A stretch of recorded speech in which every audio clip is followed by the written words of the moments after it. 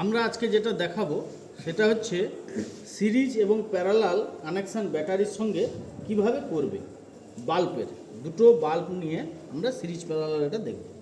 প্রত্যেকটা বাল্বের দুটোখানা লিড থাকে। কি কি? একটা হচ্ছে পজিটিভ লিড, একটা হচ্ছে নেগেটিভ লিড।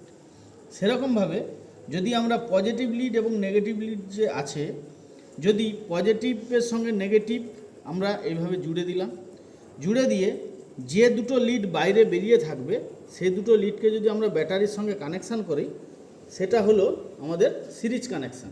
সিরিজ কানেকশানে ভোল্টেজ কিন্তু আমরা কম পাবো। ঠিক আছে, এবারে ওই দুটো যে লিড রয়েছে, টোটাল 4টে লিড, দুটো বাল্বের দুটো লিড জুড়লাম, আর আবার যে আছে তার যে দুটো লিড রয়েছে সেটা আমরা জুড়ে দিয়ে যদি ব্যাটারির সঙ্গে টেস্ট করি তাহলে দেখব যে ভোল্টেজ আমার কিন্তু সেম রয়েছে।